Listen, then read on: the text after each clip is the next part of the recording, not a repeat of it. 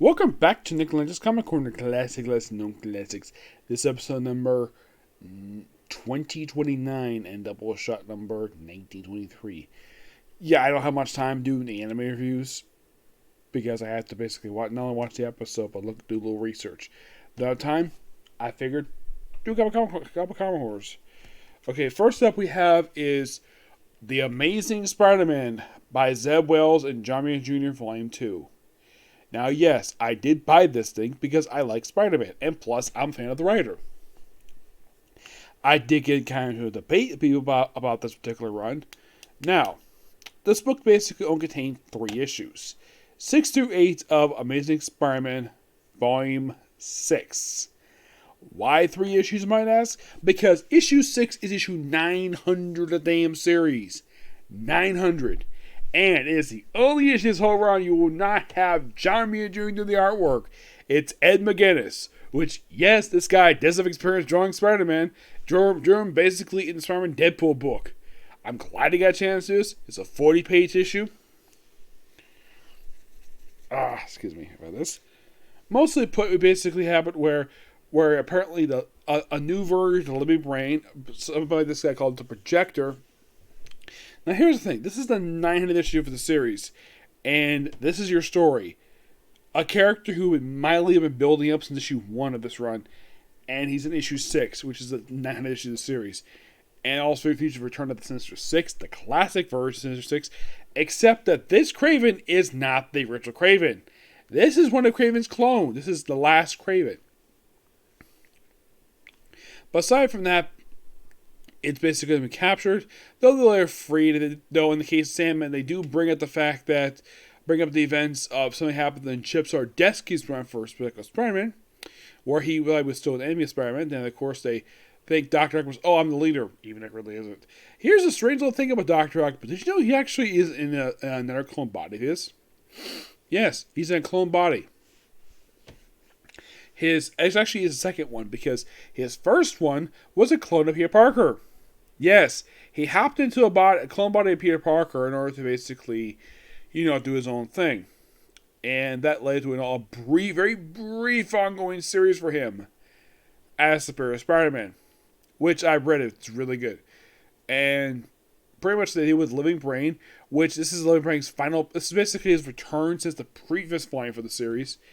And it's like, have a really good issue. We have Flash Thompson here, make his first appearance in this run.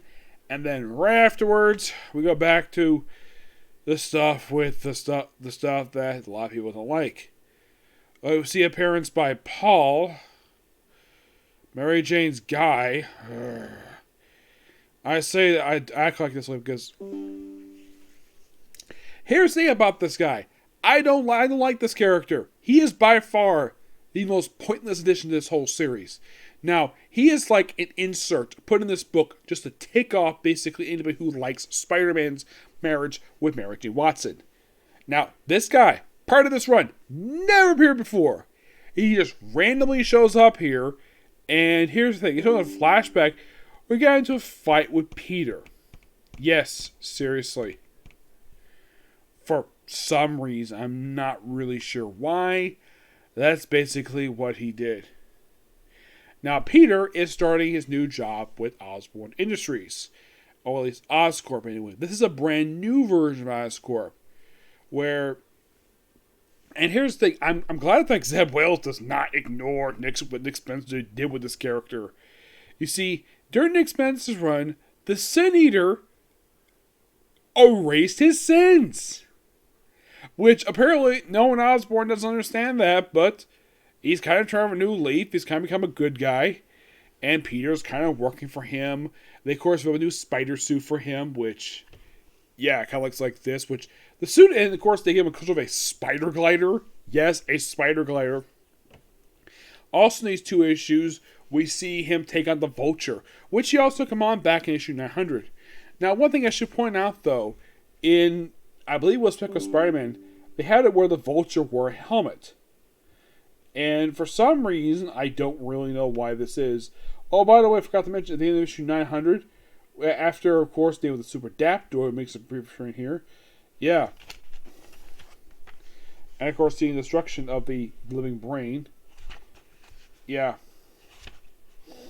We see that Spider-Man is kissing, well, Black Cat. Yep. But yeah, I kind of wish that Ed McGuinness would stick around as the artist. Instead of, here's something now. I don't mind this at all. It's something different. Oh yeah, then we see Vulture's granddaughter, who is Sterling from the Miles Morales book. Yes. And for some strange reason, Salah Ahmed put this woman in a relationship with Miles, even though he already has a girlfriend. Her name is Bombshell. Here's the thing. Apparently, when Bendis left Marvel, they basically ignored his relationship. It's like what started the final issue was run, and then by the time you get relaunch, it's ignored. Completely ignored. By the way, his granddaughter, Vulture, doesn't want nothing to do with him. So, here's the thing. When he goes as the Vulture, and then we see this jerkwad. Yes. As for why he's... It's like...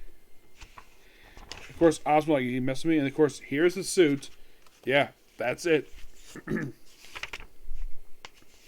Now, I don't mind the writing here. Also, I should point... Also, we have this thing where... Oh, 2-page spread on the side. And for some reason, Vulture has dropped the helmet. Yes. Zordetsky had it briefly where he wore a helmet when he flew. And then you get to this book, he basically dropped. He's no longer used anymore. Now, they also have a couple of backup stories here. By the way, the book is called New Sinister. That's what the book is called. And we actually have 3 writers in here. Now, one of these writers was the previous writer. Apparently, we have Dan Slott come back to a story for the book called Save Date. We also have Daniel Keppleswift, who does Better Late Never. We also have Spider-Man Jimmy, and by Jeff Lovelace. Of these 3 writers, only Dan Slott has got experience writing Spider-Man. Yeah, these other stories here. Yeah, of course you have this here, which I'm sure that a lot of people are not very happy with the scene of Spider-Man working with Norman Osborn. Yeah. And by the way, save date, it's a quick 2-page story. Yeah, Dan Slott making his return to Spider-Man first time in 5 years for a 2-page story. Yep, and then we have the story here with Really Never. This is basically a 4-page. It's actually 4, 5, 6. And of course, Jimmy Kimmel. And that's it for you. The writing here is pretty good. 2 things I like about it. John Jr.'s artwork does not be here, and that stupid Paul guy. Aside from that, it's pretty good. Give this book a 9 out of 10. I will give it 9.5 with Paul being there and Romita Jr.'s artwork. Alright, next up it is basically have Spider-Gwen, Gwen-Verse. Yep, and fun fact, this is the most recent series that the Spider-Gwen has actually had to date. Her last book was King in Black, Gwen vs. Carnage. That was the most recent thing she had, and that came out last year. Mostly put, you can think of this as basically Spider-Verse for Gwen Stacy, where you have her countering multiple different alternate versions of themselves, like one where she's Wolverine, Captain Marvel, Captain America, Iron Man, Thor. Yes, there's a version of her as Thor. There's one called Nightbird, who for some reason looks like Batgirl. Yeah, and also she's sort of a hypnotist. When she gets near, I think it was the Captain Marvel version of the character. For some reason, this version is kind of a semi-lesbian. Yeah, I'm not really sure exactly what the reasons for it. But aside from that, this is a very fun mini-series. Like right here. Does that remind you to think, oh yeah, this is Nightbird, that's his character's name? Nightbird, but I think, okay, like, is she an alternate take at some character in the regular Marvel Universe? Not really. She's more like a rip-off of Batgirl from DC Comics. Yeah. I at least got a hand of this. It's a very quick miniseries. Done by a guy who apparently is working at Marvel now for some reason. It's done by Tim Seeley. Yes, Tim Seeley writes this. Because I think he also a miniseries for Winter Soldier. The art here is done by Jody Nashima, which is actually really good. The cover is done by David Nakayama. Yeah. But this book is surprisingly really good. And you might think, okay, is there any other Spider-Gwen books left? No. There is not. This is the most recent thing they've done with Gwen to date. And this is probably, I think it's set before the current Spider-Verse because I think they actually had infected by the Spider-Verse, the current Spider-Verse stuff in the end of the Spider-Verse. This book is really good. I give this book a 9.5 out of 10. It's actually a lot better than the Amazing Spider-Man book. You might be thinking, why did I buy the Amazing Spider-Man book, for example? I bought it because I'm a fan of Zeb Wells. That's the only reason why I bought it. And plus, also, I'm a Spider-Man fan. Yes. 6 was really good. Surprisingly, they decided not to include issue 9.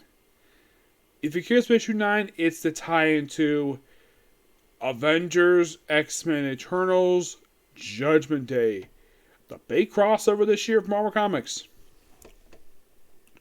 Which, in case you're curious, though, is there any current crossover right now? There is approximately about 2 publishing starting. There's one that is going to start this month. That's Dark Web.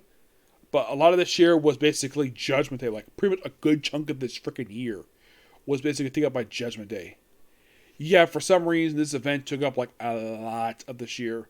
This also is probably the first summer event that Marvel's had in years.